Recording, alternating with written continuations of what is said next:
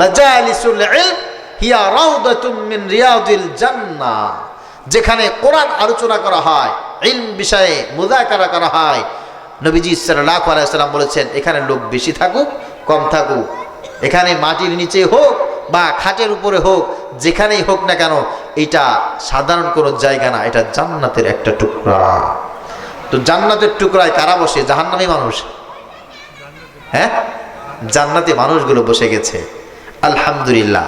আল্লাহ পাক রব্বুল আলামিন আমাদের সবাইকে কবুল করুন, সকলে পড়ি আল্লাহুম্মা আমিন।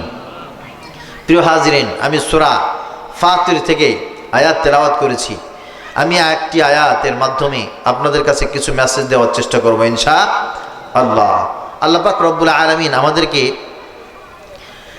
একটা ব্যবসার কথা বলছেন। এই পৃথিবীতে এমন কোনো ব্যবসা নাই যে ব্যবসার কোনো লস নাই। খুব খেয়াল করে বুঝবেন, আলোচনার ভিতরে চলে যাচ্ছে।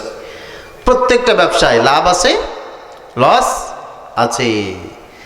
যেই ব্যবসায় লাভ আছে সেই ব্যবসায় লস আছে। লাভও হতে পারে, লসও হতে পারে, কম লাভ হতে পারে, কম লস হতে পারে, বেশি লাভ হতে পারে, বেশি লস হতে পারে।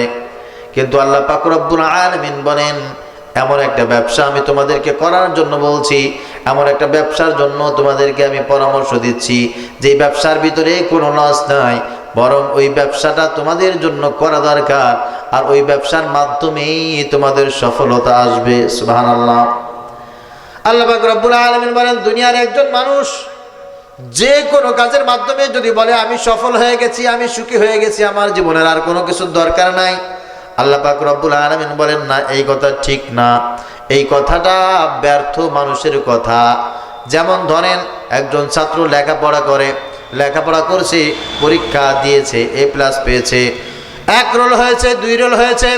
এখন কেউ যদি তাকে জিজ্ঞাসা করে কি ব্যাপার, তোমার লেখাপড়ার কি খবর, সে বলবে দেখো আমি লেখাপড়ায় সাকসেস, আমার জীবনে কোনো চাওয়া পাওয়া নাই, আমি A+ পেয়েছি, আমার রোল 1 হয়েছে, আমার জীবনটা সার্থক। আমি ইন্টারমিডিয়েট পাস করেছি, আমি অনার্স পাস করেছি, মাস্টার্স পাস করেছি, আমি দাওরা হাদিস পাস করেছি, কামিল পাস করেছি, PhD হোল্ডার আমি। আমার জীবনে আর কোনো সমস্যা নাই, আমার জীবনে আর কোনো চাওয়া পাওয়া নাই। আল্লাহ পাক রব্বুল আলামিন বলছেন না, তোমার জীবন এখনো পর্যন্ত সফল হয় নাই। আল্লাহু আকবার। ব্যবসায়ী ব্যবসা করতে করতে অনেক টাকা পয়সার মালিক, বাড়ির সামনে ছোট্ট 10 টাকা দিয়ে একটা ব্যবসা শুরু করেছিল। এই ব্যবসা বড় হতে হতে হতে হতে আজকে বাগেরহাট জেলার ভিতরে শ্রেষ্ঠ ব্যবসায়ী, দক্ষিণাঞ্চলের শ্রেষ্ঠ ব্যবসায়ী। আমাদের দক্ষিণাঞ্চলের একজন ব্যবসায়ী ছিল, নাম আকিজ। এই 5 টাকা 10 টাকা দিয়ে বিড়ি বিক্রি করত, পান বিক্রি করত, রাস্তায় ঘুরে ঘুরে ঘুরে ঘুরে 1 টাকা 2 টাকা লাভ হতো। এই ব্যবসায়ী থেকে আজকে এশিয়া মহাদেশের ভিতরে অন্যতম শ্রেষ্ঠ একজন ধনী ব্যবসায়ী। বাংলাদেশের যদি বলা হয় সবচাইতে বড় ব্যবসায়ী, তাতে কোনো ভুল হবে না। আল্লাহ পাক রব্বুল আলামিন বলেন এমন একজন মানুষকে ডেকে যদি জিজ্ঞাসা করা হয় কি করেছো তুমি জীবনে, আর সে যদি বলে আমি ব্যবসা করে সফল হয়ে গেছি, আমার জীবনে আর কোনো চাওয়া পাওয়া নাই, আল্লাহ পাক রব্বুল আলামিন বলেন না, এই মানুষটার জীবন কিন্তু সফল না, এর জীবনে আরো অনেক কিছু বাকি আছে। এর ভিতরে যদি সফলতা আনতে হয় কিছু জিনিস যুক্ত করতে হবে। তুমি ভালো ছাত্র, লেখাপড়া করেছো, আলহামদুলিল্লাহ ভালো, তবে চূড়ান্তভাবে সফল হওয়ার জন্য তোমার জীবনে আরো কিছু জিনিস অ্যাড করা দরকার। তুমি ব্যবসায়ী, ব্যবসা করে লাভবান হয়েছো, চূড়ান্তভাবে যদি সফলতা অর্জন করতে চাও এর ভিতরে আরো কিছু অ্যাড করতে হবে। চাকরি করেছো, পিয়ন হিসেবে ঢুকেছিলে, ওখান থেকে উঠতে উঠতে উঠতে উঠতে এমন একটা অবস্থা তুমি এখন অফিসের বস হয়েছো। তুমি মনে করছো যে অফিসের বস হলে তোমার জীবনে আর কোনো সমস্যা নাই, না, এটাও কিন্তু ঠিক কথা নয়। বরং অফিসের বস হয়েছো এটা সফলতা ঠিক, চূড়ান্ত সফলতা পাওয়ার জন্য এর সাথে আরো কিছু যুক্ত করতে হবে। আমাদের সমাজে কিছু রাজনীতিবিদ আছে, গ্রামের মুফাজ্জল পর্যায়ে একবারে ভিলেজ পলিটিক্সের অবস্থান করে ওখানে ব্যবসা সাথে ছোট্ট করে রাজনীতি শুরু করেছে। রাজনীতি করতে করতে এক সময় সে ওয়ার্ড মেম্বার, কমিশনার হয়ে গেছে, মেয়র হয়ে গেছে, চেয়ারম্যান হয়ে গেছে, এমপি হয়েছে, মন্ত্রী হয়েছে। আমাদের পাশের রাষ্ট্র ভারতের এখন যিনি প্রধানমন্ত্রী নরেন্দ্র মোদী, এক সময় চা বিক্রি করত, বাদাম বিক্রি করত, শ্রমিক একজন নেতা ছিল, ওখান থেকে এখন ভারতের মতো বিশাল বড় একটা রাষ্ট্রের প্রধানমন্ত্রী হয়ে গেছে। ও কি জীবনের সবচাইতে বড় সফলতা? তার বলে না। এই সফলতার সাথে আরো একটা জিনিস যদি যুক্ত করা যায়, এই ব্যক্তির জীবনটা হবে চূড়ান্তভাবে সফল। কথাটা কার? আমার না, আমার না। আল্লাহ পাক রব্বুল আলামিন বলেন, ফামান যুহজিহা আনিন নার ওয়া উদখিলাল জান্নাতা ফাকাদ ফাজ ওয়াল হায়াতুদ দুনিয়া ইল্লা মাতাউল গুরুর। আল্লাহু আকবার বলেন। কার কথা? কার কথা? তুমি যদি মনে করো পরীক্ষায় প্লাস পেয়ে সফল, আল্লাহ বলছেন না, সফল না। ব্যবসায়ী সফল হয়ে তুমি মনে করো সফল, আল্লাহ বলছেন না। রাজনীতি করে এমপি মন্ত্রী হয়েছো, তুমি সফল না, তুমি তাও সফল না। সফল কখন হবে? আল্লাহ পাক রব্বুল আলামিন যেই দিন তোমাকে ডাক দিয়ে বলবে, বান্দা আমি আল্লাহ তাআলা খুশি হয়ে তোর জীবনের গুনাহগুলো মাফ করে দিয়েছি, তোকে জাহান্নাম থেকে মুক্তির ব্যবস্থা করে দিয়েছি, তোকে আমি জান্নাতের ভিতরে প্রবেশ করিয়ে দিলাম। এই দিন একজন বান্দা চূড়ান্তভাবে সফল হবে। এর আগে কোনো কিছু পাওয়ার কারণে সফল হয়েছি এই কথা বলার কোনো অবকাশ নাই। আল্লাহু আকবার। এই জন্য একটা মানুষের জীবনের সব কিছুর পাশাপাশি কিছু শর্ত সাপেক্ষ আছে যেগুলো থাকতে হবে, না থাকলে সমস্যা। আল্লাহ পাক রব্বুল আলামিন সূরাতুল ফাতির যে আয়াত তেলাওয়াত করেছি, এখানে আল্লাহ পাক রব্বুল আলামিন সে কথাটা আমাদেরকে বলছেন, ইন্নাল্লাযীনা ইয়াতলুনা কিতাবাল্লাহ। হে দুনিয়ার মানুষ, তুমি যদি সব ক্ষেত্রে সফল হতে চাও, আল্লাহ পাক রব্বুল আলামিন তোমাকে 1 নাম্বার সিলেবাস দিচ্ছেন। তোমার জীবনের সবচাইতে বড় লক্ষ্য মাত্রা, টার্গেট আর সিলেবাস, দৈনিক তালিম আর তাওয়াজ্জুম সব কিছুর ভিতরে একটা জিনিস থাকতে হবে। সেই জিনিসটার নাম হচ্ছে কোরআনুল কারীম তেলাওয়াত। যে ব্যক্তি কোরআন তেলাওয়াত করতে পারে সে সফল, আর যে ব্যক্তি কোরআন তেলাওয়াত করতে পারে না সে ব্যর্থ। কথাকার কথা বলেন না, কার কথা? আপনি যত বড় ব্যবসায়ী হন না কেন, যত বড় চাকরিজীবী হন না কেন, যত বড় লিডার হন না কেন, আপনি যদি কোরআন তেলাওয়াত করতে না পারেন, আপনার জীবন ব্যর্থ। ওরে ব্যর্থ ব্যবসায়ী, ওরে ব্যর্থ চাকরিজীবী, ওরে ব্যর্থ রাজনীতিবিদ, তুমি শুধু দুনিয়ায় ব্যর্থ তা না, তুমি আখিরাতেও কিন্তু ব্যর্থ হয়ে যাবে। সব জায়গায় ব্যর্থ। যদি সফল হতে চাও, 1 নম্বরে তোমার জন্য যে সিলেবাস তা হচ্ছে কোরআন তেলাওয়াত করতে হবে। আচ্ছা বলেন দেখি, কোরআন তেলাওয়াত ছাড়া নামাজ হয় নাকি? হয়? নামাজ হয় না।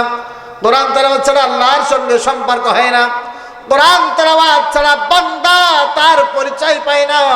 কোরআন তেলাওয়াত ছাড়া ও যে শেষ নবীর উম্মত, এটার কোনো প্রমাণ পাওয়া যায় না। এই জন্য কোরআনুল কারীম তেলাওয়াত করে একজন মানুষের জন্য নফল নাকি সুন্নাত? হুজুর কি বলেন? ফরজ। কোরআন তেলাওয়াত শিক্ষা করে কি বলেন? সব ফরজের বড় ফরজ কোরআন তেলাওয়াত করা। যার জীবনে কোরআনুল কারীম তেলাওয়াত নাই তার জীবন ব্যর্থ। সে যত বড় মেম্বার হোক, যত বড় চেয়ারম্যান হোক, যত বড় ইমাম হোক, যত বড় লিডার হোক, রাজনীতিবিদ হোক, যত বড় ব্যবসায়ী হোক, চাকরিজীবী হোক, যত বড় সম্মানী ব্যক্তি হোক না কেন, ওর জীবনে কোরআন তেলাওয়াত যদি না থাকে ও ব্যর্থ। আর কোরআন তেলাওয়াত যার ভিতরে থাকবে সেই ব্যক্তি সফল। এই জন্য কোরআন তেলাওয়াত আমাদের প্রত্যেকের শেখার দরকার আছে না নাই? কথা বলো আছে। কোরআন তেলাওয়াত প্রত্যেকের শিখতে হবে। পক্ষান্তরে যারা কোরআন তেলাওয়াত করবে আমি তাদের সঙ্গে থাকবো, ঠিক কিনা বলেন? মনে থাকবে? কোরআন তেলাওয়াত যে করবে আমি তার সঙ্গে থাকবো। কোরআন তেলাওয়াত যে পারে আমি তার কাছে থাকবো। আর যে কোরআন তেলাওয়াত করে না, কোরআন তেলাওয়াত পারে না, তার সঙ্গে আমার কোনো সম্পর্ক বাকি থাকতে পারে না। কারণ ব্যর্থ মানুষকে কেউ পছন্দ করে না, সবাই সফল মানুষের কাছে যেতে চায়। আর কোরআন তেলাওয়াত যারা পারে না তারা ব্যর্থ, ওই সমস্ত মানুষের কাছে গেলে আমার কল্যাণ কোনোদিন হতে পারে। কথা বলেন। এইটা উদাহরণ কেমন? উদাহরণটা হচ্ছে এমন একটা বাড়ি, যেই বাড়িটার ভিতরে কোনো মানুষ থাকে না, সাজানো গুছানো তো দূরে থাক, ঝুলকালি পড়ে আছে, চামচিকা বাদুর বাসা বেঁধেছে, টিকটিকা তেলাপোকা এই ঘরের ভিতরে একেবারে ভর্তি হয়ে আছে। 1 বছর 2 বছর 6 বছর ওই বাড়ির ভিতরে কোনোদিন কেউ প্রবেশ করে নাই। বিছানা একটা ছিল 6 বছর আগে বিছিয়ে দেওয়া, ওই বিছানাটা এখনো পর্যন্ত আছে। আচ্ছা আপনাদের কাছে জিজ্ঞাসা করি, বলেন তো দেখি, ওই বিছানা 6 বছর আগে বিছিয়ে দরজাটা লক করা আছে, এই ঘরের ভিতরে অসংখ্য পোকামাকড় ছিল, এখনো পর্যন্ত আছে। এখন যদি আমাকে বা আপনাকে এই ঘরের ভিতরে প্রবেশ করিয়ে দেওয়া হয়, আর যদি বলা হয় নাউম নাউম স্লিপ, একেবারে সুন্দর করে ঘুমিয়ে যাও, আপনারা কে কে ওই বিছানার উপরে ঘুমাইতে পারবেন? সম্ভব? কেন? কারণ এটা ঘর, বিরান ঘর, বিরান বাড়ি, বিরান বিছানা, এখানে মানুষ ঘুমাইতে পারে না, এটা ঘুমের জন্য উপযুক্ত নয়। বরঞ্চ এখানে যদি মানুষ ঘুমায় মারাত্মকভাবে অসুস্থ হয়ে পড়বে।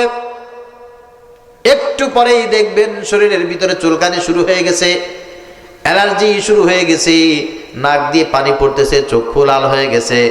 1 ঘন্টা 2 ঘন্টা এই অবস্থায় থাকার কারণে ওই মানুষটা মারাও যেতে পারে, বরং মারা তো যাবে সন্দেহ।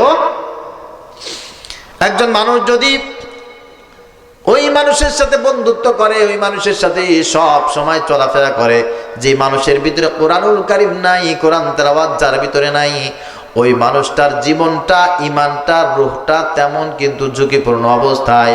নবীজি সাল্লাল্লাহু আলাইহি ওয়াসাল্লাম বলেন, ইন্নাল্লাযী লাইসা ফি জাওফিহি শাইউম মিনাল কুরআনি কাল বাইতিল খরিব, যেই দেহের ভিতরে কোরআন নাই, ওই দেহটা কেমন যেন একটা বিরান বাড়ির মতো। ওর হাতটা ভালো না, পাটা ভালো না, চোখটা ভালো না, ওর অঙ্গ প্রত্যঙ্গ গুলো ভালো না। আর ওই ভালো না এমন একটা ধ্বজভঙ্গ বিরান শরীরের কাছে কোনো একটা সুস্থ মানুষ যদি ঢুকে যায়, ওই মানুষটা অচিরেই অসুস্থ হবে, কোনো সন্দেহ। কথা বলেন। এই জন্য আপনাকে যদি সুন্দরভাবে সফল হতে হয়, ব্যর্থ মুমিন বাদ দিয়ে সফল মুমিন হতে হয়, 1 নম্বরের কাজ হচ্ছে নিজে কোরআনুল কারীম তেলাওয়াত শিখবেন। 2 নম্বর হচ্ছে যে কোরআনুল কারীম তেলাওয়াত করতে পারে, কোরআনুল কারীম তেলাওয়াত করে, তার সঙ্গে আপনি মিশবেন।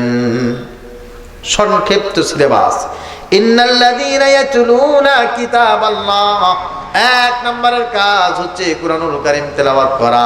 আর কোরআনুল কারীম যারা তেলাওয়াত করে তাদের সঙ্গে চলাফেরা করা। আহারে, আজকে কত মানুষ আমাকে মোবাইলে ফোন করেছে, দাওয়াত দিয়েছে, মাগরিবের নামাজের পরেও দাওয়াত। কেন?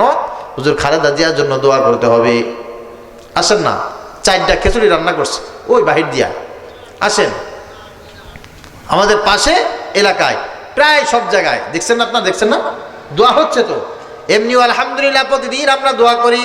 হেরা, আমাদের বাংলাদেশের সাবেক বারবার প্রধানমন্ত্রী বেগম খালেদা জিয়া অসুস্থ, আল্লাহ তুমি তাকে শিফায়ে কামেলা আজিলা দান করে দাও, সকলে পড়ি আমিন। কিন্তু যেই নেতা কোরআন শরীফ পড়তে পারে না, যেই নেতা হাত তুলে তার নেত্রীর জন্য দোয়া করতে পারে না, একে তোমরা কিভাবে নেতা মানো? আর এর পিছনে চললে তোমার কল্যাণ হবে এটা কি করে তুমি ভাবো? আল্লাহ কোরআন তোমাকে এটা ভাবতে নিষেধ করেছে রে মুমিন। যে কোরআন পড়তে পারে না, যে তোমার জন্য দোয়া করতে পারে না, যে তোমার জন্য আল্লাহর কাছ থেকে নাজাত কামনা করতে পারে না, এ কোনোদিন তোমার জন্য কল্যাণকর হবে এটা মনে করো না। আর দোয়া করতে করতে কেমন দোয়া করবে জানো? আমরা বাংলাদেশের প্রত্যেকটা উলামা একরাম খালেদা জিয়ার জন্য দোয়া করেছি, আমরা করেছি না? মিডিয়া সাক্ষী, আপনারা দেখেছেন। আমরা কেউ কোনোদিন তার মৃত্যু কামনা করেছি? তার দলের একজন মানে জানাজা পড়ার জন্য ব্যস্ত হয়ে গেছে, দেখছেন না? জানাজা পড়ার জন্য ব্যস্ত হয়ে গেছে। ইতিমধ্যে বলে দিয়েছে বাংলাদেশের ইতিহাসে সবচেয়ে বড় জানাজা হয়েছে জিয়াউর রহমানের, আর সবচেয়ে বড় জানাজা হবে খালেদা জিয়ার। আপনারা দেখবেন জানাজা পড়ার এত শখ, এত শখ জানাজা পড়া। এই কথাগুলো কেন বলে? বলে এই কারণে কোরআনুল কারীমের সাথে কোনো সম্পর্ক নাই। কোরআনের সাথে যদি সম্পর্ক থাকতো মানুষের মৃত্যু কামনা করতো না, ও মানুষের জন্য কোরআনুল কারীম তেলাওয়াত করতো আর দোয়া করতো। ঠিক করে বলেন? আমরা সব সময়ের জন্য বিপদে আপদে মুসিবতে একজনের জন্য আরেকজন কোরআন তেলাওয়াত করি আর তার জন্য দোয়া করি, আল্লাহ তুমি তাকে মাফ করে দাও। আর ও তো কোরআনুল কারীম তেলাওয়াত করতে পারে না, ও তার জন্য কি দোয়া করবে, কি নাজাত পড়বে? ও জানাজায় দাঁড়ায়া পিছনে চুপ করে দাঁড়ায় থাকবে, এর জন্য জানাজার জন্য অপেক্ষা করতেছে। এটা আহাম্মকের কাজ। এমন লোককে নেতা বানানো, এমন লোকের পিছনে চলা জাহান্নামের পথে চলার শামিল। এই জন্য আল্লাহ পাক রব্বুল আলামিন আমাদেরকে ট্রিটমেন্ট দিচ্ছেন, আমাদেরকে প্রেসক্রিপশন দিচ্ছেন। এক নম্বরে তুমি নিজে কোরআনুল কারীম তেলাওয়াত করবে, আর যে কোরআনুল কারীম তেলাওয়াত করে তার পিছনে চলবে। মনে থাকবে তো মুসলমান? মনে থাকবে যে কোরআন তেলাওয়াত করতে পারে না, তার সাথে ইমানদার মুসলমানের হৃদ্যতা থাকতে পারে। আল্লাহ আমাদেরকে বুঝার তৌফিক দান করো, সকলে বলি আমিন। দুই নম্বরে ওয়াকামুস সালাহ। প্রত্যেকটা মুমিন যদি সফলতা অর্জনে করতে চায়, তার জীবনে কোরআন কারীম তেলাওয়াতের পাশাপাশি থাকতে হবে নামাজ, সালাত থাকতে হবে। তুমি ভালো ছাত্র, তুমি সফল হবে তখন যখন তোমার ভিতরে নামাজ থাকবে। হে আমার প্রিয় ছাত্র ভাইয়েরা, আমার বোনেরা, তোমরা যারা ভালো স্টাডি করো, তোমরা গুড রেজাল্ট জাতির সামনে প্রেজেন্ট করছো, তোমাদেরকে স্যালুট। তোমরা আগামী দিনের আমাদের ভবিষ্যৎ। আমরা চাই তোমরা ওসি হবে, তোমরা এসপি হবে, ডিসি হবে, এমপি হবে, মন্ত্রী হবে। তোমরা backbone of human, backbone of nation. এই জাতির শক্তি, এই জাতির মেরুদণ্ড হচ্ছে তোমরা। ভবিষ্যতে তোমরা রাষ্ট্র পরিচালনা করবে। তবে হ্যাঁ, তোমাদের যাদের ভিতরে নামাজ পাওয়া যাবে না, এদের দ্বারা রাষ্ট্রের ক্ষমতা পাওয়া সম্ভব হলেও জীবনে কোনোদিন রাষ্ট্রের কল্যাণ তোমাদের দ্বারা হবে না। কথা কার? সবাই বলেন কথা কার? একজন মুসলমানের সন্তান, একজন ইমানদারের সন্তান লেখাপড়া করে ভালো পদে যাবে, তবে ওই পদে থেকে ওই লেখাপড়া করে যদি জাতির কল্যাণ করতে চায়, নিজের কল্যাণ যদি করতে চায়, সমাজের কল্যাণ যদি করতে চায়, আল্লাহ পাক রব্বুল আলামিন বলেন নামাজ বাদ দিয়ে কোনোদিন সম্ভব হবে না। এই জন্য নামাজ বাধ্যতামূলক। ভালো ছাত্র যারা, তাদের জন্য দরকার। ব্যবসায়ীও যদি ভালো ব্যবসায়ী হতে চায়, ব্যবসার মাধ্যমে এলাকার খেদমত করতে চায়, পরিবারের সেবা করতে চায়, রাষ্ট্রের সেবা করতে চায়, সম্ভব, অবশ্যই সম্ভব। তবে নামাজ বাদ দিয়ে কোনোদিন সম্ভব না। ভালো ব্যবসায়ী হতে গেলে ভালো নামাজি হতে হবে। আল্লাহর কাছে কিয়ামতের ময়দানে অবশ্যই অনেক কিছু পাবে। কিয়ামতের ময়দানে আল্লাহ পাক রব্বুল আলামিন এক শ্রেণীর মানুষকে ডাকবেন, এদিকে আয়, এদিকে আয়। কেন বলো দেখি? দুনিয়ায় কি পরিমাণে ইলম অর্জন করেছো? ওই বান্দা তখন বলবে, আল্লাহ আমি এই এই এই লেখাপড়া করেছি। হ্যাঁ, অনেক কষ্ট করে লেখাপড়া করেছি, মাশাআল্লাহ, ভেরি গুড। আল্লাহ লাইক দিবেন, ঠিক আছে। এবার বলো দেখি কি পরিমাণ আমল করেছো, নামাজ পড়েছিলা কিনা? আউয়ালু মা ইউহাসাবু বিহিল আবদু ইয়াউমাল কিয়ামাতিস সালাহ। ইলম অর্জন করেছো ছাত্র ভাইয়েরা, ছাত্র বোনেরা, এবার আল্লাহ জিজ্ঞাসা করবে, এবার নামাজের হিসাবটা দাও। আল্লাহ লেখাপড়া করতে করতে আমি নামাজ পড়তে সময় পাই নাই। আল্লাহ বলবে, তোমার এই লেখাপড়ার কোনো দাম নাই, জাহান্নামে চলে যাও। মিন আইনা ইকতাসাবা। ব্যবসায়ীকে ডাক দেবে, কিরে কি করেছো? আল্লাহ আমি ব্যবসা করেছি, অনেক টাকা পয়সা অর্জন করেছি। ও ঠিক আছে, ভেরি গুড। ব্যবসা করা তো দরকার ছিল, কারণ আত-তাজিরু কাস-সুদুকুল আমিন। নবীজি সাল্লাল্লাহু আলাইহি ওয়াসাল্লাম বলেন, সৎ ব্যবসায়ী যারা, এরা সাধারণ কোনো মানুষ না, এরা হচ্ছে বিশ্বনবী সাল্লাল্লাহু আলাইহি ওয়াসাল্লামের বন্ধু। সুবহানাল্লাহ। কিয়ামতের ময়দানে মান নবিয়িনা ওয়াস সিদ্দিকিনা ওয়াশ শুহাদাই ওয়াস সালিহিন। আল্লাহ পাক রব্বুল আলামিন সৎ ব্যবসায়ী যারা, তাদেরকে ডেকে ডেকে নবীদের সাথে, সিদ্দিকদের সাথে, শুহাদারদের সাথে, সালেহিনদের সাথে এক কাতারে ডেকে ডেকে তাদেরকে জান্নাতে প্রেরণ করাবে। এজন্য ব্যবসা করলেই হবে না, সৎ ব্যবসা করতে হবে। ঠিক আছে তো? সৎ ব্যবসা করতে হবে। অনেক মানুষ আছে দেখবেন ব্যবসা করতে চায় না, চাকরি করে না, ব্যবসাও করে না। করে কি? আমার বাপের আছে, খাবো আর ঘুমাবো, ব্যবসা বাণিজ্য করবো কেন? এগুলো বোকা। এগুলো না আছে সামাজিক জ্ঞান, না আছে রাজনৈতিক জ্ঞান, না আছে ধর্মীয় জ্ঞান। ধর্ম মানুষকে, ইসলাম মানুষকে পরিশ্রমী হতে শিখিয়েছে। আপনি কোনো অবস্থায় বসে বসে খেতে পারবেন না, আপনাকে আল্লাহ পাক রব্বুল আলামিন এটা শিখান নাই। আপনাকে পরিশ্রমী আল্লাহ বানিয়েছে। আপনি পরিশ্রম করবেন, চাকরি করবেন, ব্যবসা করবেন, আপনি উপার্জন করবেন। কারণ কাসবুল হালালি ফারিদাতুম বাদাল ফারিদা, নামাজ যেমন ফরজ, রোজা যেমন ফরজ, হজ যেমন ফরজ, যাকাত যেমন ফরজ, স্বহস্তে হালাল পথে উপার্জন করাটাও ঠিক তেমন ফরজ। সুবহানাল্লাহ। এজন্য আপনি আর বাবার থাকুক, আপনার দাদার থাকুক, কিচ্ছু আসে যায় না। আপনি পয়সা উপার্জন করবেন, আপনি ব্যবসা করবেন, আপনি শ্রম দিবেন, আপনি পরিশ্রম করবেন। এই পরিশ্রম করার জন্য আল্লাহ পাক রব্বুল আলামিন আপনাকে ক্যাপাসিটি দিয়েছেন। ইয়া আইয়ুহাল ইনসান ইন্নাকা কাদিহুন ইলা রাব্বিকা কাদহান ফামুলাকি লাকাদ খলাকনাল ইনসানা ফি কাবাদ। আল্লাহ পাক রব্বুল আলামিন বলেন, হে দুনিয়ার মানুষ, আমি আল্লাহ পাক রব্বুল আলামিন তোমাকে পরিশ্রমী করেছি। তুমি এমন না একবেলা কাজ করলে তিন বেলা অসুস্থ হয়ে থাকবে, তা না। তুমি যত কাজ করবা, যত গবেষণা করবা, যত লিখবা, যত পড়বা, যত পরিশ্রম করবা, তোমার শরীর তত ভালো থাকবে, তোমার মাইন্ড সেটআপ তত একেবারে সুন্দর করে সেটেলমেন্টে থাকবে। আর তুমি কাজ করবা না, অলস মস্তিষ্ক শয়তানের আড্ডাখানা। ঠিক কেন বলে? এজন্য বাবার যদি থাকেও খবরদার, জমি বিক্রি করবা, খাবা, এরকম হবে না। ঘেরের মাছ বিক্রি করবা আর ফুর্তি করবা, এইরকমটা করবা না। তোমার বাবার অনেকগুলো বাড়ি আছে, দোকান আছে, ওগুলো ভাড়া উঠাবা আর খাবা না, এই কাজটা করবা না। সবাই পরিশ্রম করবা, মনে থাকবে, সবার পরিশ্রম করবা, থাকুক আর না থাকুক। কারণ পরিশ্রম করার জন্য আল্লাহ পাক রব্বুল আলামিন তোমাকে ক্যাপাসিটি দিয়েছেন, তৈরি করেছেন। যে অবস্থায় তুমি আছো সবাই পরিশ্রম করবে। আবার মসজিদের ইমাম, সেও পরিশ্রম করবে। 5 ওয়াক্ত নামাজ এটা কোনো চাকরি না। 5 ওয়াক্ত ইমামতি করা এটা কোনো চাকরির অন্তর্ভুক্ত না। আমি যদি মসজিদে ইমামতি না করি, আমার নামাজ পড়ানো লাগবে কি লাগবে না? আমার অবশ্যই নামাজ আদায় করতে হবে, অবশ্যই নামাজ আদায় করতে হবে। মসজিদের ইমাম নির্দিষ্ট একটা মসজিদে নামাজ আদায় করবে, এটাই হচ্ছে তার ডিউটি, নির্দিষ্ট একটা মসজিদে। কারণ এই মসজিদের জিম্মাদারিত্ব তার। তাছাড়া 5 ওয়াক্ত নামাজ এটা চাকরির কোনো অংশ না। নামাজ শেষ হয়ে যাবে, ফাইদা কুদিয়াতিস সালাতু ফান্তাশিরু ফিল আরদ ওয়াবতাগু মিন ফাদলিল্লাহ ওয়াযকুরুল্লাহা কাসীরান লাআল্লাকুম তুফলিহুন।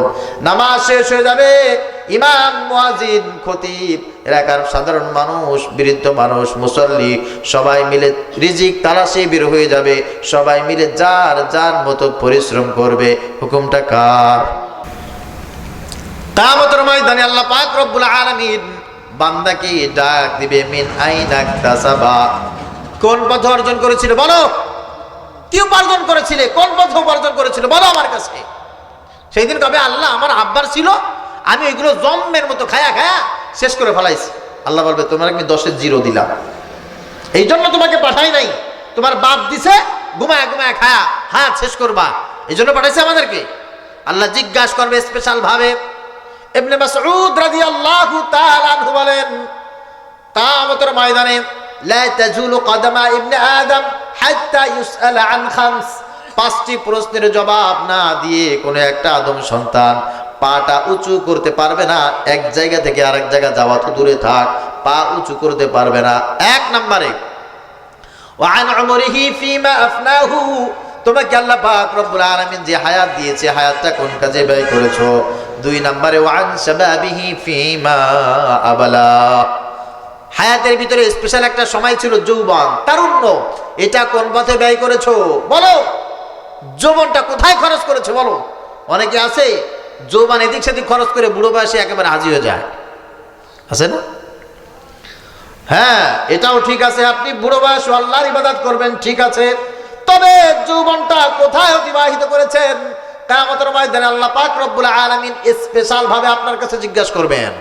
ওয়ান শাবাবিহি ফিমা আবালা ওয়ান মালিহি মিন আইনা ইকতাসাবা, এরপর আল্লাহ জিজ্ঞাসা করবে তোমার ইনকাম সোর্স কি ছিল, তুমি বলো। হারাম পথে উপার্জন করেছো নাকি হালাল পথে উপার্জন করেছো? আল্লাহর কাছে কিন্তু বলতে হবে। এই প্রশ্নের জবাব সবার দিতে হবে। এই জন্য ইমাম সাহেব তিনিও ব্যবসা করবেন, তিনিও কাজ করবেন। মুয়াজ্জিন সাহেব ব্যবসা করবেন, চাকরি করবেন, কাজ করবেন। আমার মতো খতিব বক্তা যারা আছে, আমাদেরও উচিত ব্যবসা করা, পরিশ্রম করা, ফসল ফলানো, ঠিক কিনা বলেন?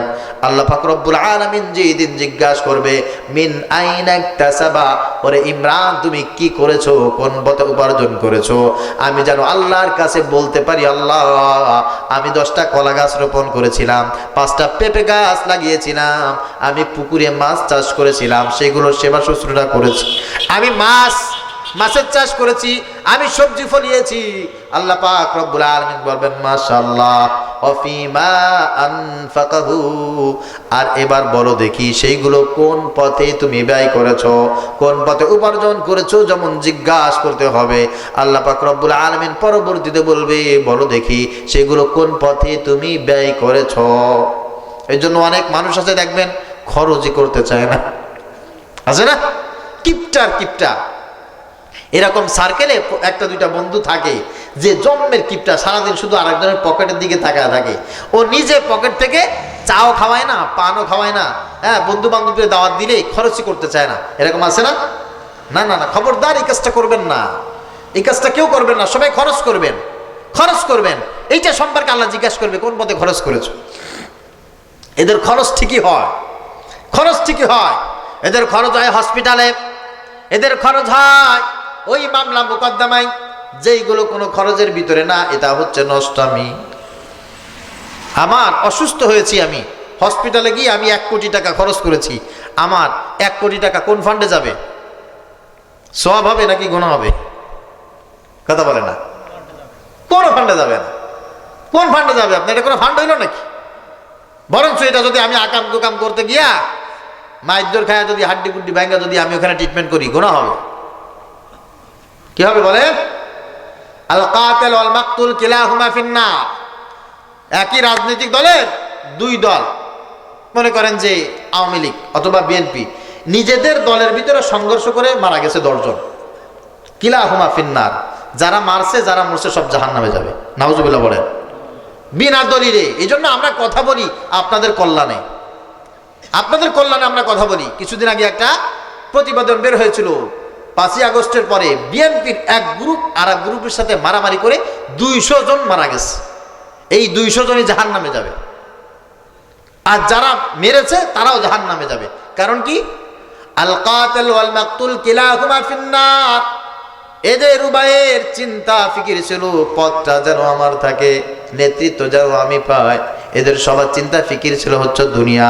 আর যে মারা গেছে ওর তো মরে যাওয়ার নিয়ত ছিল না, ও কপাল দোষে মারা গেছে, ওর তো মারার নেওয়ার ছিল, ঠিক কিনা? ওরও মারার নেওয়ার ছিল, কপাল খারাপ, ও নিজে ইন্না লিল্লাহ হয়ে গেছে। এই জন্য আল্লাহর কাছে জবাব দিতে হবে আপনি কোন পথে খরচ করছেন। খরচ ভালো পথে করবেন। মায়ের খায়া হসপিটালে যায় 10,000 টাকা খরচ করলেন, এই খরচ না, বরঞ্চ আপনার বন্ধুর পিছনে খরচ করেন, আপনার ভাইয়ের পিছনে খরচ করেন, আপনার মায়ের পিছনে খরচ করেন, বাবার পিছনে খরচ করেন, মসজিদে খরচ করেন, মাদ্রাসায় খরচ করেন। এই খরচটা আল্লাহ পাক রব্বুল আলামিন জিজ্ঞাসা করবে আব্দুল করিম ফিমা আনফাকাহু, টাকা উপার্জন যা করেছিলে মাশাআল্লাহ, এবার খরচ কোন পথে করেছো? খরচটা যখন আপনি এই পথে দেখাবেন, আল্লাহ পাক রব্বুল আলামিন বলেন যাও ওখানে চলে যাও, আমি আল্লাহ পাক রব্বুল আলামিন তোমাকে আরশে আজিমের নিচে ছায়া দিয়ে দিলাম। সুবহানাল্লাহ। আর যারা বখিল হয়, কৃপণ হয়, মাদ্রাসায় দিতে চায় না, মসজিদে দিতে চায় না, এদের অবস্থাটা কি হবে?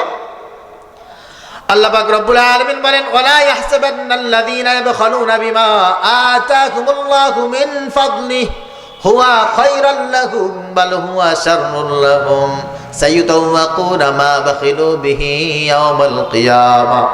যারা কৃপণতা করে, খরচ করতে চায় না, শুধু জমায় আর শুধু জমায়, এদের চিন্তা ফিকির ধারণাটা হচ্ছে এমন, আমি খরচ করলে কমে যাবে, আর টাকা পয়সা আমার কাছে যদি জমা থাকে আমি ভবিষ্যতে অনেক কিছু করতে পারবো।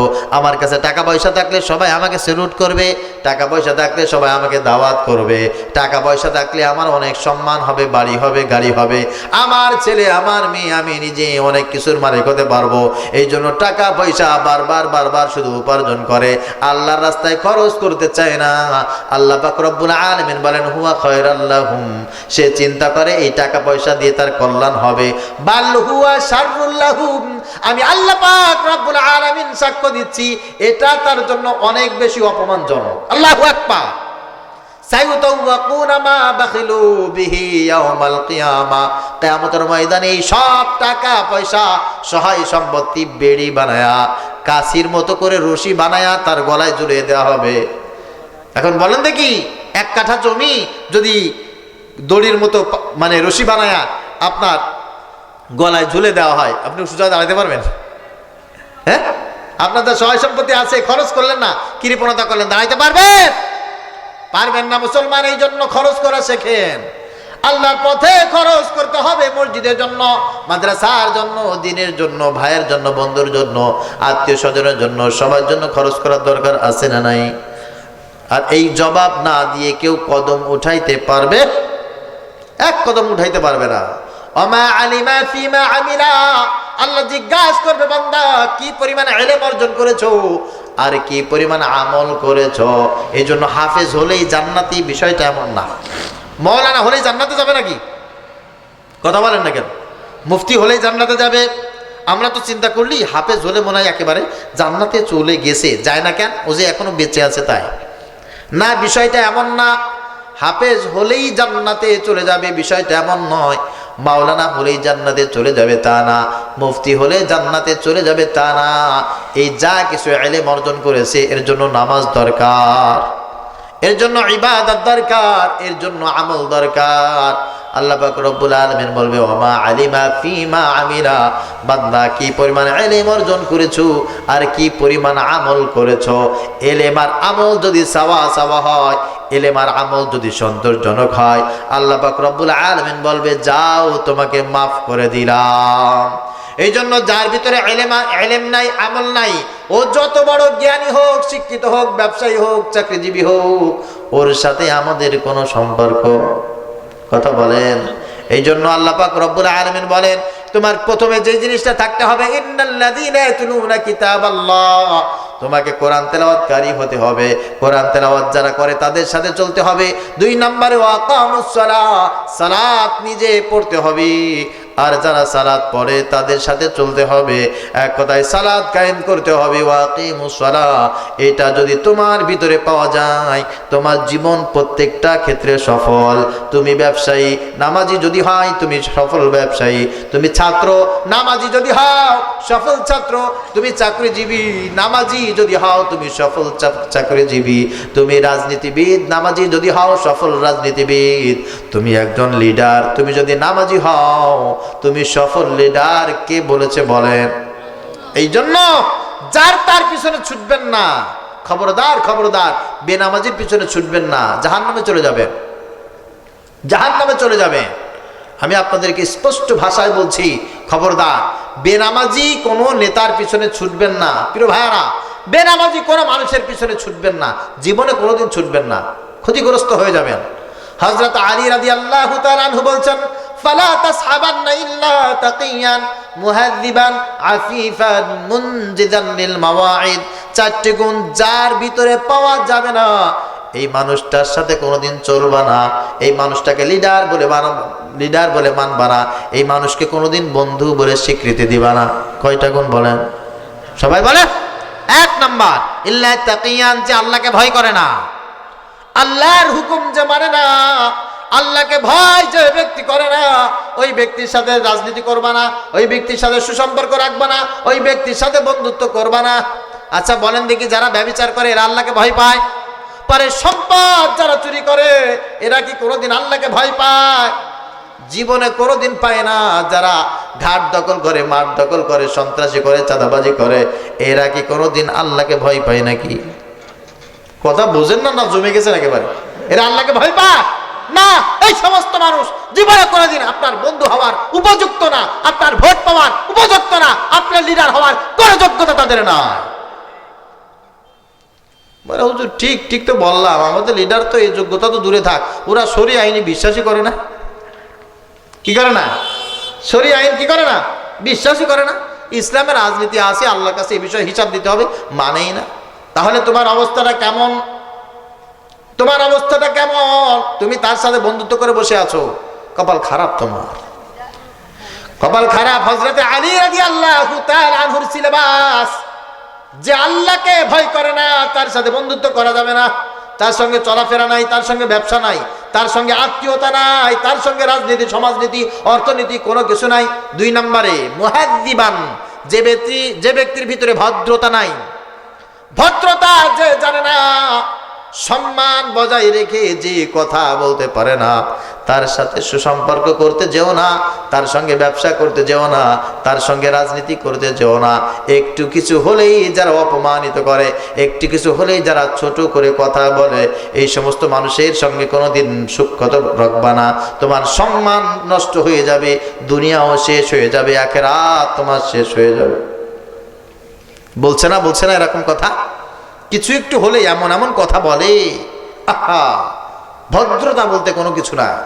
সিনিয়র দেখে না, জুনিয়র দেখে না, আলেম ওলামা দেখে না, কার সাথে কোন কথা বলা যায় এটা একবারও কল্পনা করে না। মিথ্যা বলে, গাঁজা খায়, পীর সাহেব চরমনাই, চরমনার পীর সাহেব সম্পর্কে এইরকম নষ্ট কথা যারা বলে, এরা ভদ্র নাকি অভদ্র? আস্তে কথা কল্পনা, মেয়া ভদ্র নাকি অভদ্র? এই অভদ্র লোকের পার্টি যারা করবে, এই অভদ্র লোককে যারা বন্ধু বানাবে, সাথী বানাবে, এরা আল্লাহর কাছে গোলাম বলে পরিচয় দিতে পারবে না। হ্যাঁ, যদি তওবা করে ভালো হয় আলহামদুলিল্লাহ, ঠিক আছে বলেন। ইল্লা মান তাবা ওয়া আমানা ওয়া আমিলা আমালান সালিহা ফাউলাইকা ইবাদদিরুল্লাহু সাইয়্যাতিহিম হাসানাত। যদি তওবা করে আর আল্লাহর কাছে মাপ চায়, আল্লাহ পাক রব্বুল আলামিন তাকে মাফ করে দিবেন, তার গুনাহগুলো নেকি দ্বারা পরিবর্তন করে দিবেন। আমরা তো সেটাই কামনা করি। তবে অভদ্র কোনো মানুষের সঙ্গে আপনারা বন্ধুত্ব করবেন আফিফান। 3 নম্বরে যার ভিতরে দয়া নাই, যার ভিতরে মায়া নাই, যার ভিতরে ভালোবাসা নাই, যে মানুষকে ক্ষমা করতে জানে না, এই মানুষের সাথে আপনার কোনো সম্পর্ক যদি থাকে, আপনার দুনিয়াও বরবাদ হয়ে যাবে, আখিরাতও বরবাদ হয়ে যাবে। অন্যায় করেই ফেলেছে, আপনার কাছে যদি মাপ চায়, মাফ করে দিতে হবে, মাফ করে দিতে হবে। এমন না তোর কোনো ক্ষমা নাই, খবরদার খবরদার এই কথা বলবেন না। আপনি নিজে দয়ালু হবেন, আর যার ভিতরে দেখবেন প্রচন্ড দয়া আল্লাহ পাক রব্বুল আলামিন দিয়েছেন, তার সাথে সুসম্পর্ক রাখবেন। নবীজি বলেন, ইরহামু মান ফিল আরদ ওয়ায়ারহামুকুম মান ফিস সামা। তুমি যদি চাও আরশ ওয়ালা তোমার উপরে দয়া করুক, তাহলে তুমি মানুষের উপরে দয়া শুরু করে দাও। তুমি যদি জমিনবাসীর উপরে দয়া করো, আরশ ওয়ালা তোমার উপরে দয়া করবেন। সুবহানাল্লাহ। এজন্য দয়া করবেন তো। হযরত জাকারিয়া রাহমাতুল্লাহি আলাইহি, ইলিয়াস রাহমাতুল্লাহি আলাইহির ভাতিজা হযরত জাকারিয়া রাহমাতুল্লাহি আলাইহি জবরদস্ত একজন আলেম, মুফাসসির, মুহাদ্দিস। আল্লাহ পাক রব্বুল আলামিন চতুর্দিক থেকে তাকে জ্ঞান দান করেছিলেন। ইলিয়াস রাহমাতুল্লাহি আলাইহি ওই পাশে রুমে আছেন, জাকারিয়া রাহমাতুল্লাহি আলাইহি এই পাশে বসে আছেন। তার শাগরিদ একটা ভুল কয়েকবার করেছে। জাকারিয়া রাহমাতুল্লাহি আলাইহি এবার লাঠি নিয়ে উঠছে, বেকুব তোর আজকে আর কোনো ক্ষমা নাই, আর কোনো ক্ষমা নাই। তখন ও এক দৌড় দিয়ে ইলিয়াস রাহমাতুল্লাহ কাছে চলে গেছে, হযরত শায়েখ আপনার ভাতিজা জাকারিয়া আজকে চিতে গেছে, আমাকে মারবেই। এই জাকারিয়া কি হয়েছে? চাচা আমাকে খুব বেশি বিরক্ত করে, এক ভুল সকালেও করে, দুপুরে করে, রাতে করে। তাই নাকি? ঠিক আছে, মাফ করে দাও, মাফ করে দাও। বলছে, চাচা কয়বার মাফ করা যায়? এক ভুল কয়বার ক্ষমা করা যায়? ইলিয়াস রাহমাতুল্লাহি আলাইহি বলতেছে, যতবার তুমি তার কাছ থেকে ক্ষমা আশা করো, ততবার তুমি তাকেও ক্ষমা করে দাও। আল্লাহু আকবার। এজন্য যাদের ভিতরে দয়া বেশি, যারা মানুষকে ক্ষমা করে, এই সমস্ত মানুষ চিহ্নিত করে তাদের সঙ্গে যেতে হবে, তাদের সঙ্গে থাকতে হবে। মনে থাকবে, মনে থাকবে। যারা মানুষকে ক্ষমা করে দেয়, এরা কোনোদিন মানুষের উপরে জুলুম করে না, এরা সন্ত্রাসী করে না, চাঁদাবাজি করে না, কোনোদিন মানুষ হত্যা করে, কথা বলেন, মানুষ হত্যা করে না। আমরা দেখেছি আল্লাহওয়ালা যারা, নামাজি যারা, দিনদার যারা, সালেহীন যারা, তারা কত উদার হয়। চরমনার পীর সাহেব, তার ছোট ভাই আমাদের শায়েখ নায়েবে আমিরুল মুজাহিদিন ফয়জুল করিম দামাত বারাকাতুহুমুল আলিয়া, তাকে নির্বাচনের সময় একটা বেয়াদব আঘাত করেছিল, রক্তাক্ত হয়েছে। 5 আগস্টের পর জনগণ তাকে খুঁজে বের করেছে, হুজুরের কাছে গেছে। হুজুর বলছে, যাও আমি তাকে বিনা শর্তে মাফ করে দিলাম। যেমন তোমার কথা মনে করেন না, এটারে একেবারে ছোট্ট মনে করেন না। যেই নেতার ভিতরে, যে আলেমের ভিতরে দয়া পাওয়া যায়, তাকে বন্ধু বানাবা, তাকে নেতা বানাবা, তাকে সাথী বানাবা। 4 নম্বরে মুনজিদান লিল মাওয়াইদ, হযরত আলী রাদিয়াল্লাহু তাআলা আনহু বলেন, ফালা তাসহাবান্না, কোনদিন ওই মানুষকে বন্ধু বানাবা না, সহপাঠী করবা না যারা মানুষের ওয়াদা রক্ষা করে না। কখন কি ওয়াদা করে মনেই থাকে না। এরকম মানুষ বাদ দিতে হবে, কাট করতে হবে। তাদের সাথে ব্যবসা নাই, তাদের সাথে চাকরি নাই, তাদের সাথে হৃদ্যতা নাই, তাদের সাথে আত্মীয়তা নাই, সব সম্পর্ক বাদ। কিসের রাজনীতি, অর্থনীতি, কিচ্ছু নাই। ও যেহেতু ওয়াদা রক্ষা করে না, ও মানুষই না, ও মানুষের কাতারে পড়ে না। এই জন্য ওয়াদা রক্ষাকারী যারা ওয়াদা রক্ষা করে, সময় মেইনটেইন করে চলে, আমরা তাদের সাথে চলবো। মনে থাকবে তো ইনশাআল্লাহ? প্রিয় ভাইরা আমার, এই জন্য 2 নম্বর সিলেবাস, নামাজ কায়েম করতে হবে, সৎ কাজ করতে হবে। যারা এই কাজগুলো করবে তাদের জীবনটা সফল হয়ে যাবে। আল্লাহ পাক রব্বুল আলামিন এই মেসেজটা আমাদের মাধ্যমে প্রতিষ্ঠিত করতে চান। আচ্ছা বলেন দেখি প্রিয় ভাইরা আমার, কোরআন শরীফ কোথায় শেখায়? মসজিদে, মাদ্রাসায় নাকি স্কুলে? মাদ্রাসা।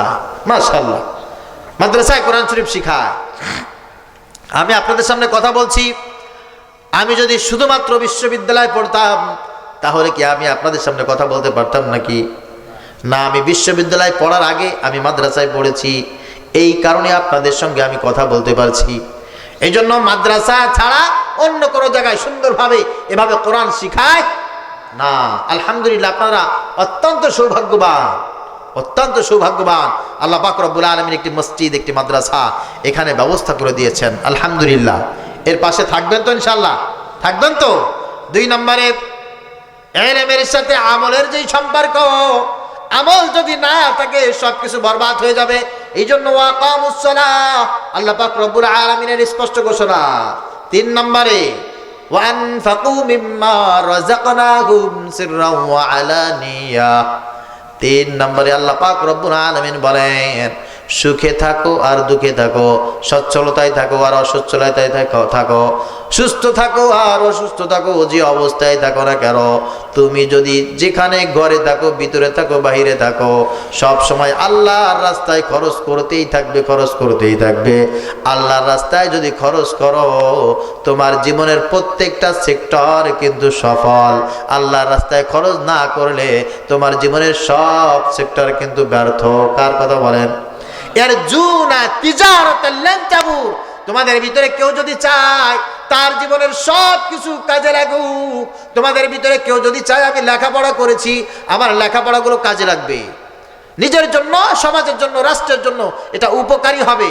কেউ যদি ব্যবসাকে কাজে লাগাইতে চায়, কেউ যদি তার চাকরি জীবনকে কাজে লাগাইতে চায়, কেউ যদি তার রাজনৈতিক জীবন কাজে লাগাইতে চায়, ইয়ারজুনা তিজারাতাল লান তাবুর, সে যদি আশা করে আমার সব কিছু সুখ্যাত থাকবে, কোনো কিছু নষ্ট হবে না, তার ভিতরে থাকতে হবে প্রকাশ্যে গোপনে সব সময় আল্লাহর রাস্তায় খরচ।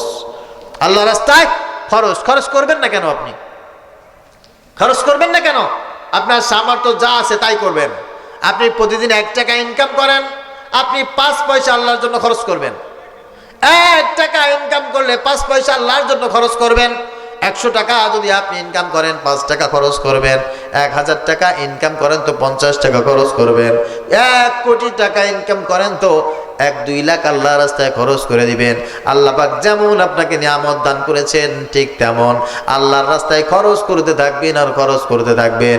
মনে রাখবেন, যারা আল্লাহর রাস্তায় খরচ করে না ওই মানুষগুলোর দিল সংকীর্ণ হয়ে যায়, ওই মানুষগুলোর সব ধরনের বরকত আল্লাহ তাআলা উঠিয়ে নেয়। আপনি নামাজ পড়েন, এই নামাজটা হৃদ্যতার সাথে হবে তখন, এই নামাজের সাথে যখন আপনার খরচের তালমিল ঠিক থাকবে, আপনার মা থাকবে, বাবা থাকবে, স্ত্রী থাকবে, সন্তান থাকবে, দুনিয়ায় সব কিছু ঠিক থাকবে, তখন যখন আপনি আল্লাহর রাস্তায় খরচটা নিয়মিত করতে থাকবেন। আল্লাহর রাস্তায় যারা নিয়মিত খরচ করে না, আল্লাহ পাক রব্বুল আলামিন দুনিয়ার সৌন্দর্য, দুনিয়ার স্বাদ তার জিহ্বা থেকে উঠিয়ে নিয়ে যায়। দুনিয়ার একটা স্বাদ আছে না? কথা বলেন। আচ্ছা, এখানে বসে আছেন আপনারা, আপনাদেরকে মাহফিল শেষে খাবার দেওয়া হবে নাকি? হ্যাঁ, না, আসার জন্য কি গাড়ি টাড়ি ছিল নাকি স্পেশাল? অনেক কষ্ট করে এসেছেন, এই ঠান্ডার ভিতরে বসে আছেন। এখানে বসার ভিতরে একটা স্বাদ আছে না? আছে। এই স্বাদ তারা পাবে যারা আল্লাহর রাস্তায় খরচ করবে। আল্লাহর রাস্তায় খরচ যারা করে না, কিপটামি করে, সম্পদ জমায়, দুনিয়া দুনিয়া করতে করতে শেষ করে, এরা কোনোদিন এই স্বাদ পায় না, স্বাদ পায় না। এজন্য ইবাদতের স্বাদ। আপনার ছেলে আছে, মেয়ে আছে, অনেকের ছেলেকে মেয়েকে সে ভালোই বাসে না, ভালোই বাসে না। আমার একটা বন্ধু আছে আলেম, আমাদের একজন শায়েখ আছে খুলনার মুফতি নুরুল আমিন সাহেব হুজুর দামাত বারকাতুহুম আলিয়া। হুজুর বলছেন যে আমি তোমাদেরকে একটা দোয়া শিখিয়ে দিচ্ছি, এই দোয়াটা তোমরা যদি করতে পারো কিয়ামতের ময়দানে আল্লাহ পাক রব্বুল আলামিন তোমার মাকে তোমার বাবাকে জান্নাতে তোমাদেরকে একসাথে করে দিবেন। সুবহানাল্লাহ। আমার এই বন্ধু বলছে, হযরত আমি এই দোয়া শিখবো না। কেন? বলছে আমি আমার আব্বার সাথে জান্নাতে থাকতে চাই না। এটা কেমন কথা, তুমি তোমার বাবার সাথে জান্নাতে থাকতে চাও না? বলে আমার বাবা এত কিপটা আর এত বড় চিটার, এত বড় বাটপার, আমার আব্বাকে আমার চাইতে ভালো কেউ চেনে না। আমার আব্বার সাথে কারোর সম্পর্ক নাই, তার ভাই, তার বোন, তার মা, তার বাবা, তার স্ত্রী, তার সন্তান, কারোর সাথে আমার বাবার কোনো সম্পর্ক নাই। আমার বাবা এত খারাপ একজন বাবা, আমার বাবার মতো খারাপ মানুষ আল্লাহর ইজ্জতের কসম এই জমিনে আমি একজনও দেখি নাই। বলে সেটা কেমনে সম্ভব? সম্ভব তো সম্ভব। আমার একটা ভাই ছিল, সেই ভাইকে সন্ত্রাসীরা গুলি করে মেরে ফেলেছে। খুলনায় আমরা গিয়েছি, আমার ভাইয়ের লাশটা পোস্টমর্টম থেকে আনার জন্য গিয়েছি। বেচারার টাকা চেয়েছে 5,000। লাস্টেতে গেলে পোস্টমর্টম খরচ, অন্যান্য খরচ, পুলিশ ভেরিফিকেশন খরচ 5,000 টাকা লাগবে বলে কয়ে তারা বলছে যে 4,000 টাকা দেন, লাশটা নিয়ে যান। আমার বাবা এত খারাপের খারাপ, আমার বাবা তখন বলছে, বাবারে আমি যদি 4,000 টাকা না দিই আমার সন্তানের কি দাফন হবে না? বলে অবশ্যই দাফন হবে, সরকারিভাবে, সরকারি গোরস্থানে। এই আঞ্জুমান আল মুফিদ আছে, ওরা লাশ নিয়ে যাবে। বলে 4,000 টাকা আমি দিতে পারবো না, ওইখানে দাফন করে দাও, আমার সন্তানের দরকার নেই, যে মরে গেছে তার বাড়ি নিয়ে কি করবো? এরকম বাবা আছে না নাই? রাইটু বিল আইনাইন, আমি দেখেছি তাই বলছি। সবচেয়ে মারাত্মক কথা হচ্ছে এটা, সে যখন বিবাহ করে মসজিদ নির্মাণের ইট তার বাড়ির সামনে রেখে দিছে। মেয়ে পক্ষ দেখতে আসছে, আসার পরে বলছে যে আমি তো এখন বাড়ি করতে পারি নাই, এই যে ইট কিনেছি আর কি বাড়ি করব, সুন্দর করে ফাউন্ডেশন দিয়ে বাড়ি করব। এই বলে মানে বিবাহ দেওয়া শেষ। বিবাহের পরে তার স্ত্রী বলতেছে তার শাশুড়িকে, মা বাড়িঘর কবে করবে, মিস্ত্রি কবে আসবে? বলে কিসের বাড়ি, কিসের মিস্ত্রি? বলে যে বাড়ির সামনে ইট ছিল, আপনার ছেলে বলেছে যে বাড়ি করার জন্য ইট আনছে। বলে না, এটা তো মসজিদের ইট, মসজিদ করার জন্য আমার ছেলে মসজিদের সেক্রেটারি, তো এই জন্য বাড়ির সামনে এসে রেখে দিয়েছে। এরকম খাসতে বাবা আছে, আল্লাহর ইজ্জতের কসম বলছে আছে, আছে এরকম মানুষ। এদের নামাজ কালাম সব ব্যর্থ, সব ভ্যানিশ হয়ে যাবে। আমার এই বন্ধু কতটা কষ্টে পড়ে বলেছে আমি এই দোয়া চাই না, এই বাবার সঙ্গে আমার জান্নাতে থাকতে হবে, আমি এই দোয়া শিখতে চাই না। আপনাকে সম্পদ কে দিয়েছেন? ইন্নাল আরদা লিল্লাহ ইউরিসুহা মান ইয়াশাউ মিন ইবাদি। আল্লাহ পাক রব্বুল আলামিন বলেন সব সম্পদ তো আমার। এই জমিটা যারা এখানে দান করেছে, এই জমিটার মালিক কি তিনি ছিলেন নাকি? কথা বলেন। তার আগে 1 কোটি বার এই জমিটা হাত বদল হয়েছে, 1 কোটি বার এই জমিটা বেচা কিনা হয়েছে। 1 কোটি বা 2 কোটি পারের পরে তার হাতে যখন আসছে, সেই জমিটা মাদ্রাসার জন্য দিয়ে দিয়েছে, মসজিদের জন্য দিয়ে দিয়েছে। আল্লাহ বলছে, বান্দা তুই কার জিনিস দিয়েছিলি? এই জমিটা কি তুই বানাইছস? ইন্নাল আরদা লিল্লাহ, জমির সব কিছুর মালিক একমাত্র আমি। ইউরিসুহা মান ইয়াশাউ মিন ইবাদি, যাকে ইচ্ছা করি সামান্য সময়ের জন্য আমি তাকে একটু মালিকানার জন্য সময় দিয়ে দেই, দেখি বান্দা ভালো কাজে ব্যবহার করে নাকি খারাপ কাজে। আল্লাহ দেখেন।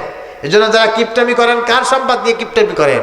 আল্লাযীনা ইয়াবখালুনা ওয়া ইয়া'মুরুনা আন-নাসা বিল বুখাল ওয়া মান ইয়াতাওয়াল্লা ফাইন্নাল্লাহা হুয়াল গনিয়্যুল হামিদ। আল্লাহ বলছেন, হে নবী, এই দুনিয়ায় বসে যারা সম্পদ আমার রাস্তায় খরচ করে না, দ্বীনের জন্য যারা ব্যয় করে না, এরা যেন জেনে নাই এরা কেমন যেন আমার থেকে মুখ ফিরিয়ে নিয়েছে, এরা কেমন যেন আমার সাথে যুদ্ধ ঘোষণা করেছে। এদের জেনে রাখা উচিত সব সম্পদের মালিক আমি তাকে মালিকানা দিয়েছি। এই দুনিয়ায় কোনো কিছুই কিন্তু তার না, এমনকি তার যে বডিটা আছে এইটার মালিকও সে না, মরে যাবে, পোকায় সব খেয়ে কিন্তু ভ্যানিশ করে ফেলবে। ঠিক কিনা বলে? এই জন্য খরচ করতে থাকো, খরচ করতে থাকো। সিররাও ওয়া আলানিয়াতান ইয়ারজুনা তিজারাতান লান তাবুর, প্রকাশ্য করো, গোপনেও করো, সকালেও করো, দুপুরেও করো, রাত্রেও করো। প্রিয় ভাইরা আমার, ছোট্ট একটা বিষয় আপনারা মাথায় রাখবেন। হুজুর আপনারা কি মসজিদের জন্য, মাদ্রাসার জন্য শুধু টাকা চান, এই জন্য খরচের ওয়াজ করেন? আল্লাহর কসম এই জন্য বলি না। আপনি মসজিদে না দিলে মসজিদ হবে না? কথা বলেন। আপনি যদি মাদ্রাসায় না দেন, মাদ্রাসা চলবে না? 100% চলবে। এই বাগেরহাটের মানুষ, সব মানুষ যদি মসজিদের বিপক্ষে চলে যায়, একটা মসজিদে ক্ষতিগ্রস্ত হবে না। আল্লাহ চাইলে সবকিছু চালাবেন, ইনশাআল্লাহ চালাবেন। আপনারা যদি সবাই মিলে মুখ ফিরিয়ে নেন, মাদ্রাসা চলবে না? চলবে, 100% চলবে। তবে হ্যাঁ, বাদাল মাউত সব চাইতে বেশি আফসোস করবে কারা জানেন নাকি?